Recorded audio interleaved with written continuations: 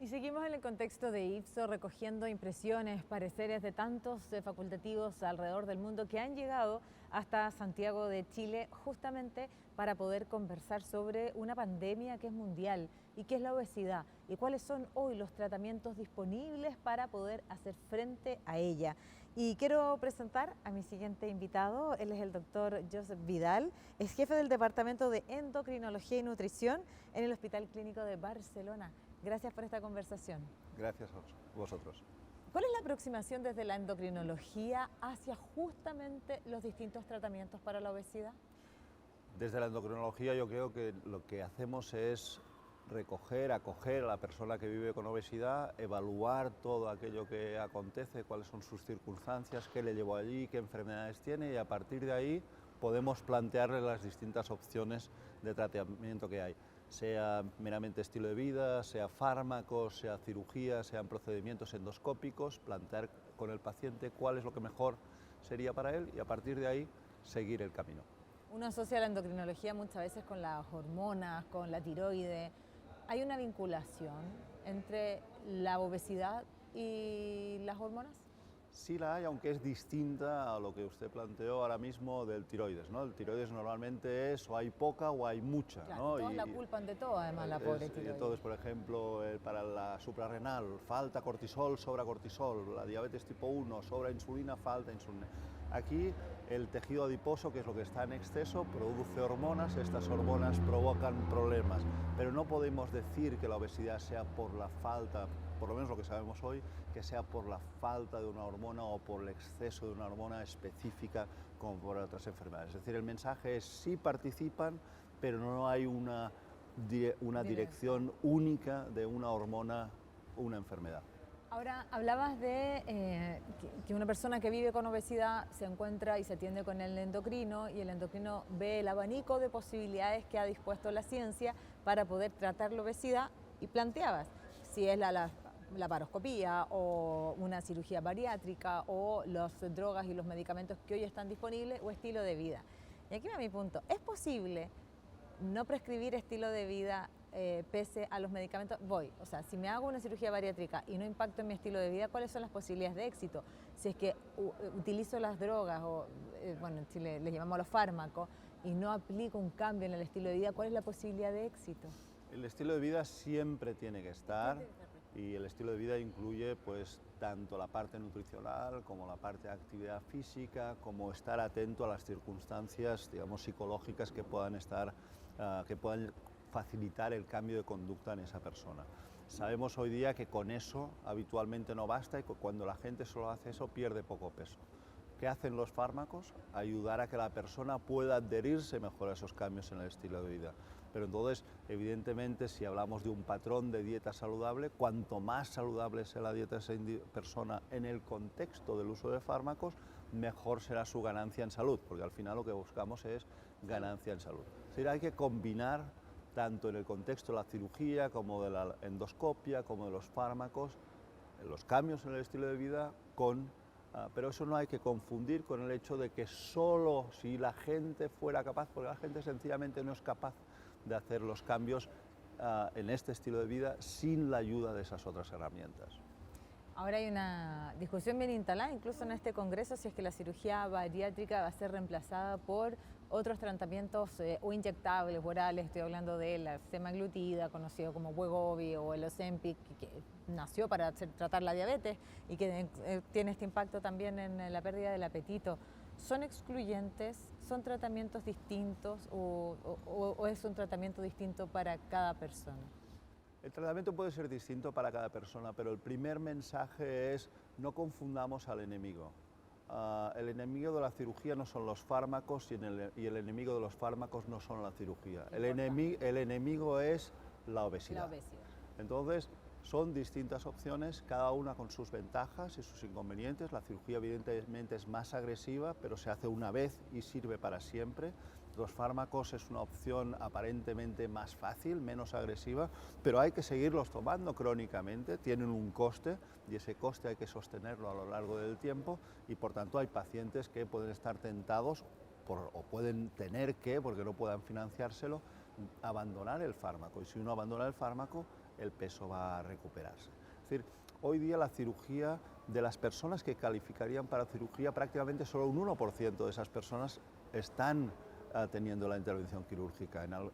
De los fármacos vamos a llegar al 10-15%, es decir, mejor sumamos esfuerzos que nos peleamos entre nosotros. Uno con otro. Y además sabemos que hay complementariedad, porque cuando se han hecho estudios en que pacientes que han perdido peso con cirugía, pero tal vez no tanto como quisieran, o han recuperado peso con los años tras la cirugía, cuando añadimos fármacos, esos fármacos funcionan.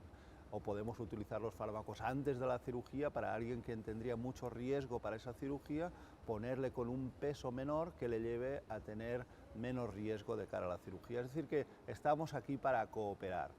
Evidentemente la cirugía tiene una limitación, que por decirlo así, en una mañana un cirujano puede hacer 3-4 cirugías y en ese mismo tiempo un internista puede prescribir fármacos a 40 personas. Es decir, que desde el punto de vista de escalabilidad, ¿no?, desde el punto de vista de llegar a población, podemos llegar a mucha más población. Tal vez de manera no tan efectiva, pero digamos repartimos el beneficio entre muchos, ¿no? El beneficio no se concentra en unos pocos, sino que va a mucha gente. Entonces, pero habrá que verlo. A día de hoy los fármacos tienen un problema, que es el precio, y eso es una limitación, pero con el tiempo eso se irá venciendo. Y por supuesto también con la voluntad del sector público-privado y con la voluntad también de los tomadores de decisión y de aquellos también que cubren las prestaciones de salud. Es un tema en los distintos lugares del mundo también, pero donde es un problema en los distintos lugares del mundo es la obesidad. Y hemos conversado con varios doctores acá y todos hablan de esta epidemia o pandemia, bueno, ya no es ni silenciosa, ¿cierto?, que nos acompaña hace algunas décadas. No ha sido parte de nuestra historia evolutiva siempre la obesidad. Por lo tanto, tienen que haber factores que hayan permitido que hoy día estemos viviendo esta crisis. ¿Cuál es la principal causa de la obesidad? La principal causa de la obesidad es que en las personas que tienen una cierta susceptibilidad genética, el mundo en que vivimos les facilita que aparezca esa obesidad, ¿no? Un mundo donde hay una disponibilidad muy grande de comida, y especialmente de comida de alimentos ultraprocesados que resultan ser más baratos, resultan ser más, por tanto, asequibles a personas con un nivel socioeconómico bajo y que conllevan una serie de problemas a la hora de controlar el metabolismo energético, ¿no? Y por tanto, la tendencia a tener mayor disponibilidad de comida y que la comida más asequible sea aquella menos saludable facilita que aparezca obesidad. Por otra parte, evidentemente, estamos en un mundo donde nos movemos menos porque tenemos menor necesidad de hacerlo y eso también contribuye a la pandemia de obesidad. Yo creo que es muy importante que nos demos cuenta de cómo la obesidad está impactando en nuestros sistemas de salud. Cada época ha tenido su tema, su enfermedad. Hubo un momento en que el tema era las enfermedades infecciosas y por tanto todo el foco tenía que estar ahí. Ahora el tema es el cáncer y la obesidad es incluso un gran determinante de cáncer. Luego, en nuestros días, la medicina, lo que se estudia en las universidades, tendría que centrarse en este problema porque sencillamente los profesionales de la salud que vayan a servir a la población tienen que servir los problemas de la población y no problemas de otro tiempo, ¿no? Creo que es muy importante que nos demos cuenta que la obesidad es un determinante fundamental de salud, que mucho de lo que acontece, diabetes, hipertensión, apneas del sueño, hasta 13 formas de cáncer, según se comentó en este congreso, tienen que ver con obesidad. Y por tanto, si no frenamos esa pandemia, nuestros sistemas de salud tienen el riesgo de ir a la bancarrota porque no pueden asumir las consecuencias de la causa raíz que es la obesidad. Por tanto, como sociedad, y desde luego desde la medicina y desde todas las ciencias afines, todas las ciencias relacionadas con la salud, tenemos que poner nuestro foco ahí. No podemos ir solos, estructuras gubernamentales, etcétera, etcétera, tienen que ayudar, tenemos que trabajar juntos para que la obesidad disminuya, pero si no disminuimos la obesidad, vamos a tener un problema de salud fundamental en los próximos años. Cuesta entender, te lo digo porque me toca mucho hacer entrevistas vinculadas a la salud, cuesta entender porque la evidencia está ahí. Pasa lo mismo con las pantallas y los celulares. Ahí está la evidencia. Ahí está la evidencia del costo que va a tener para los sistemas de salud público, el costo que tiene para las familias enfermarse, porque decía, bueno, parecía que es más barato comer comida ultraprocesada, pero después esto desencadena en enfermedades no transmisibles, como las que has mencionado, y un costo elevadísimo para la propia familia, un costo en la calidad de vida también para las propias personas. ¿Por qué tarda tanto entonces en poder facilitar los accesos a los distintos tratamientos? Porque la ciencia ha avanzado en los tratamientos para la obesidad, en impulsar políticas públicas, porque una cosa es tratar la obesidad y otra cosa, perdón, pero me apasiona, es prevenir la obesidad de las futuras generaciones. Son estrategias distintas que van a tener, ni siquiera en el tan largo plazo, en el mediano plazo, impactos positivos en lo económico, en lo social y en el bienestar de las personas. ¿Hay una baja percepción de riesgo de la obesidad cuando sabemos que el riesgo es alto? Hay una baja percepción de riesgo y ahí es donde tenemos que hacer un trabajo educativo y creo que entrevistas como esta pueden, ojalá... Vamos a meter miedo para que tomemos ojalá decisiones ayuden, ¿no? oportunas.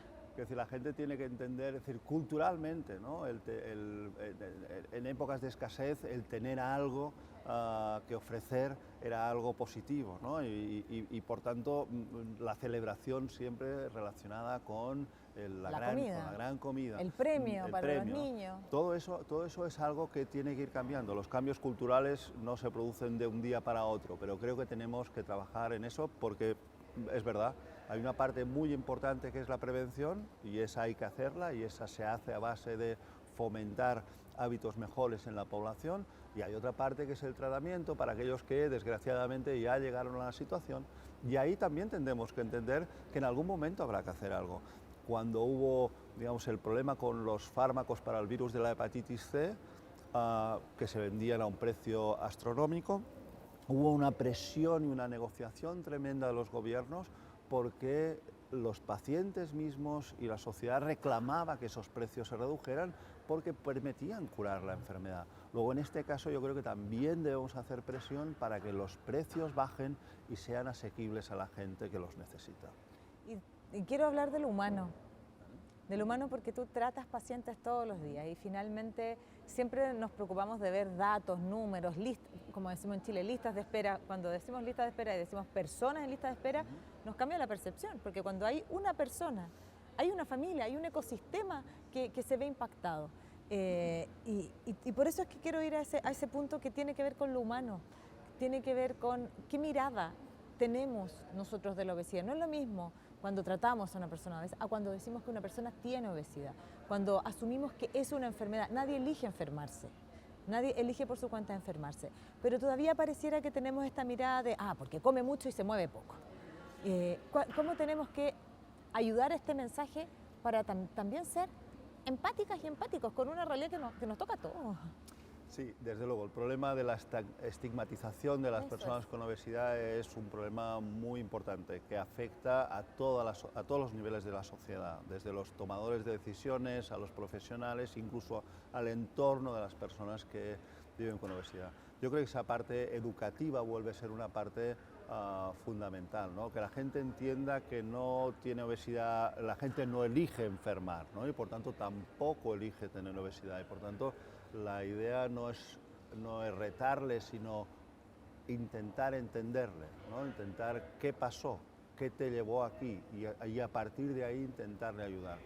Es verdad que situaciones como el uso de fármacos o el uso de cirugía pueden cortar esa conversación y no deberían.